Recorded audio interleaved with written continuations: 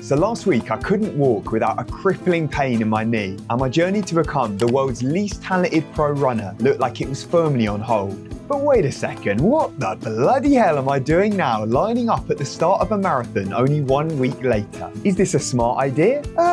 Probably not, but hear me out, there's method to the mileage. So last week I hit a grand total weekly mileage of 37k. This week I'm going to be aiming to go over 200. So forget your 10% rule. It's all about the 500% increase. To my long-term viewers, this will come as no surprise by now. My methods are somewhat unorthodox, but maybe for new people you're wondering, well, how have I built that up so quickly? How am I bouncing back from this knee problem so fast and getting back into running? So that's what I'm going to get into now, the comeback plan. The secret to bouncing back from injuries like a marathon monk. I'm actually back at the scene of the crime. This is the start of the Tokyo Marathon, and that's the race which busted my knee. So if you look at my Strava graph, it's a bit of a nightmare, just a downhill slope. For the last month, I pretty much tapered into Tokyo Marathon, and then my knee just got progressively worse and worse, where I tried running through it, but I ended up just being sidelined completely. So I think in total I had about 10 days fully off, but then another 20 or so of barely running. So it's easily been my longest break, and I felt it coming back. So the key for me to bounce back quickly was to put all that energy that I'd normally be putting into running into my rehab. Now, I absolutely hate doing stuff outside of running, gym work, cross training, all of that, but I know it's going to help me bounce back quick to running, so it's got to be done. And what made it worse this time was that I couldn't cross train at all. So usually I'd jump on the bike or elliptical or something, but because that was putting strain on my knee, I had to just rely on long walks, which is actually very Japanese, so I guess it's fitting. For some reason, none of the Japanese guys I've met ever do biking when they're injured. I'm not sure why that hasn't caught on here at all, but instead they'll just go for these really long sort of power walks, not just like a casual stroll in the park. Like, they get the arms pumping, it's like they're in race walking mode. So I use that as a way to build back into running, because at first, yeah, it was even just walking, my knee was absolutely killing me, and then I just built up the distance day on day until I got to about 4 hours of walking, and I thought at that point we've got to start running again. Now, building up the running again wasn't exactly pleasant. It's not like my knee was completely problem free. After having that time off, you're obviously going to be tight, going to be a little stiff getting going, and there's going to be those phantom pains. So I got all of that, but in typical train harder not smarter fashion, decided to push through all of them and pretty quickly managed to build up the mileage, basically every day increasing it, adding the doubles back in, and then tried a light sort of tempo, I guess you could call it, on Thursday. What's ridiculous is a few weeks ago this would have barely even been a steady pace run, but there it was like flat out, heart rate through the roof. And the next few days, geez, my calves were in pieces. It felt like I'd just torn them clean in half. And that's purely down to mechanics. Like, having 10 days off, it's not like you really lose fitness, but your body almost forgets how to run. You lose the mechanical efficiency. So then trying to come back, it's like I'm all over the place, all my muscles, tendons, everything stiffened up. So geez, I mean, if that's the damage after only missing 10 days, imagine what a couple months could have been, because that's what I thought this injury was going to be. It was looking pretty nasty at first. I mean, a couple months off, I might have just had to retire, just call it a day completely. That's the problem with building up to this ridiculous mileage. It's almost like there's no way down now. My body just cannot handle anything lower. So there's only one thing for it, getting back out there to pound some pavements. So with this knee injury, I've managed to actually come back pretty quickly, but that's only because the time off wasn't that long. The more severe the injury, the longer you have off, the harder it is going to be able to come back, and the more gradual that build is going to have to be. And this also applies to people getting into running or people wanting to increase your mileage. The smaller the base you're working with, the longer it's going to take to build up. I've got this huge base from the last couple of years of just absolutely hammering mileage, so it's pretty easy, I've found, to be able to bounce back up. Now, I've mentioned in past videos that I had to have a lot of time off for a hip problem, so I thought now was quite a good time to talk about it, because the recovery from that was a whole different ball game. I was basically starting from scratch after. So what happened is I tore my hip labrum, so pretty much all the cartilage around my hip was just destroyed, and I had some bone spurs growing that had caused arthritis in my hip. That's not a great position to be in at 25, like a crippled old man with arthritis. And that was before I even started running properly. So just when I retired from MMA and decided I want to go all in on running, that's when it just happened. And I ended up having to have surgery, and then basically 8 months completely off, no running. And I knew the danger of that for me. Like, I can put on weight easy. So I thought, I'm gonna have to try and stay fit. And the best thing you can do when you're injured is to absolutely hammer the bike. Like, I hated every second of it.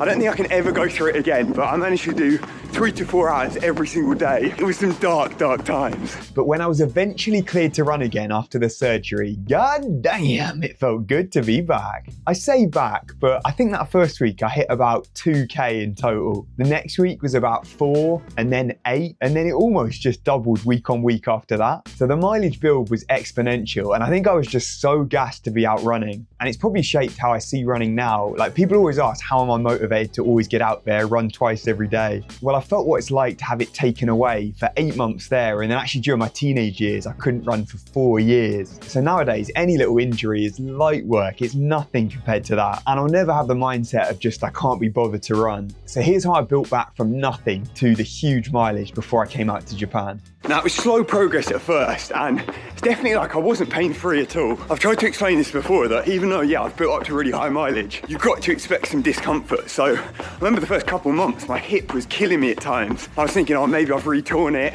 I've still got the arthritis there. But I made sure that it never got to a really bad, like, stabbing pain. And the key was to just focus completely on volume instead of quality. So I didn't care about the sessions, really. Didn't care what pace I was running. All I cared about was building my weekly mileage up and up. And that's how I went from 0k a week in March to August, I was over 200k. So I don't know, 4 or 5 months or so. And I was up to my marathon monk ways. And that's when I headed to Japan. So I built up that base. So if there's one thing you can take away from this, it's that you can't increase volume and intensity. That's a recipe for disaster. You've got to pick one or the other. And in my opinion, if you're trying to train for a half marathon or marathon, then the volume is always going to be more important. Speed can come at a later date. You'll naturally get quicker as you run more, as you get fitter. So forget about pace. Don't get too worried about that. Just get out there, get the volume done. I'm happily a slave to the mileage.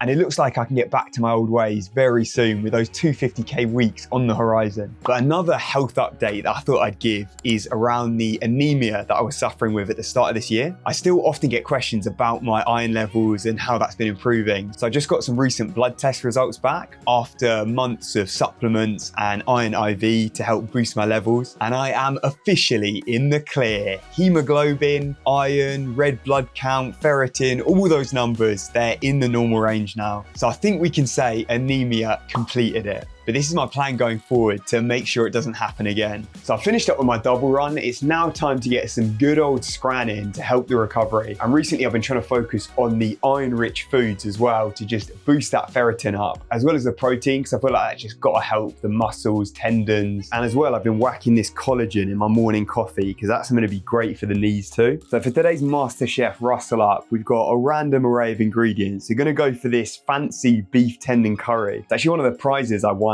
for second place at that half marathon. So I got a ton of these, and I thought beef's got to be good for the iron as well as the spinach. I've just been adding a ton of this to all my meals, and we're going to go for an udon curry combo. Unorthodox, but it's good, trust me. So a meal like this is pretty classic for me, I'd say, in the evening after a run. If I'm not going out for food, then I want to whip up something very simple, 10 minutes max. Basically chuck a whole load of ingredients in a pan, stir fry it, job done, there we go. Oh yeah, scran to Japan time. So I'm going to continue to monitor my iron levels going forward. You've got to be careful because I reckon it could be easy to relapse. Just with the amount I'm running, absolutely pounding those pavements, you could see how it could easily drop again. So I'll keep trying to eat iron-rich foods like this, and then also probably take a low-level iron supplement just to play it safe. And then every few months I'll get my ferritin rechecked, because I've learned the hard way now how that low iron can absolutely ruin you, and just the difference it can make once you sort it out. So things in the running department have continued to progress pretty nicely, and I've got my first long run plan since Tokyo Marathon to finish off the week.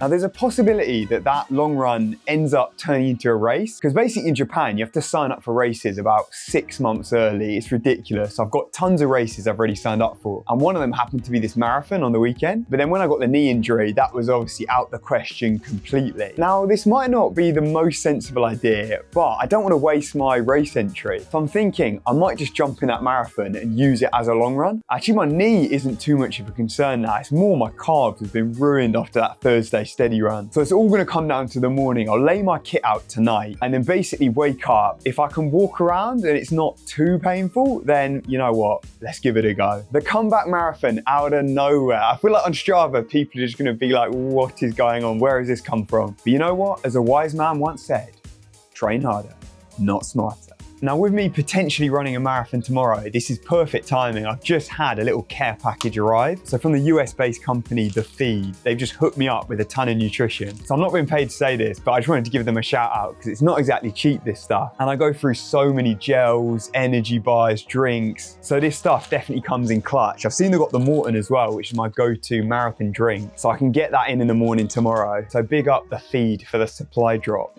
And surprise, surprise, when I woke up, there was really only one option. I mean, yeah, my calf was a bit sore, but that's nothing a little bit of race adrenaline can't fix. So I was off to Chiba Prefecture for the Sakura Marathon. So I've got to admit, on this start line, it was probably the most nervous I've been in ages. Not because I was worried about the result, I couldn't care less, but I was just thinking maybe I've bitten off a little bit more than I can chew here. A marathon out of nowhere, I might just absolutely cook myself. My calf was pretty sore on the warm-up. I think I could barely break 5-minute Ks. So I was thinking this race could get a bit messy. But when the gun went, I forgot about all of that. It was a lovely day, the sun was out, I was ready to get rocking and rolling. Until precisely 100 meters into the race, when disaster struck. Had my knee gone again? Or had I torn a calf? No, it was far, far worse than that. My camera had died. So to understand what had happened, let me show you a snippet from the 1 hour long pre-race footage.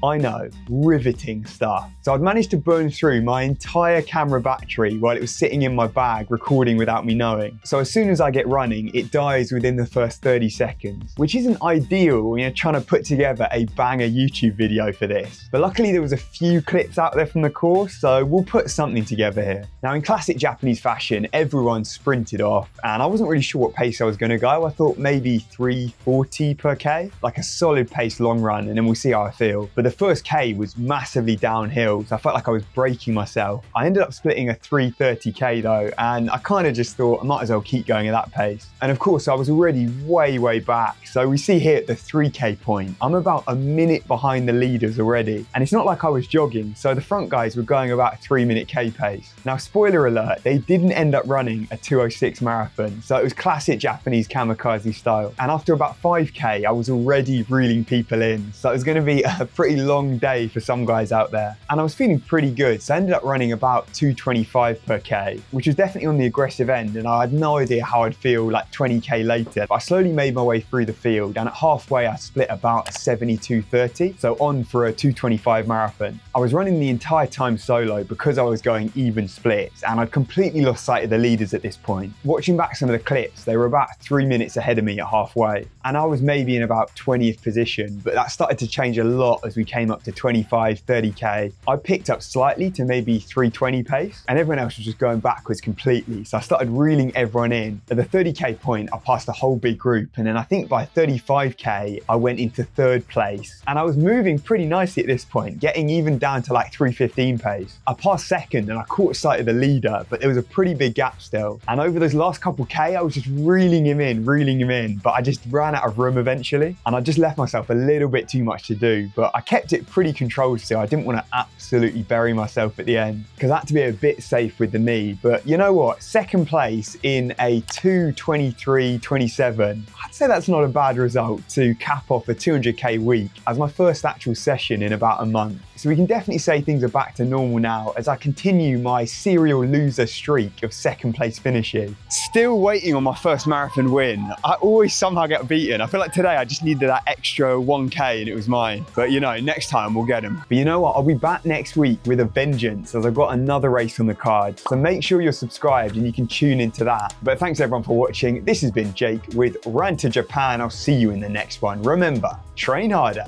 not smarter.